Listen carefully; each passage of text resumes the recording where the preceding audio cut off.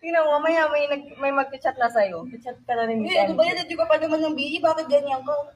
Bakit? Porkit leader, dapat ka rin. Jo, seryoso.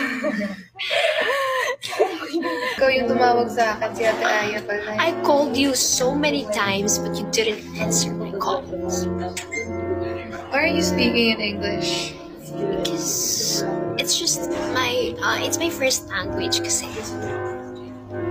You sound like a wannabe English speaker.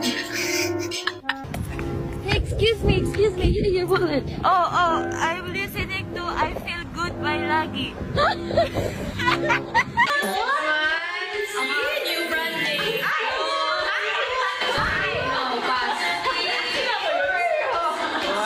Hindi mo ako makipag-jowa niya.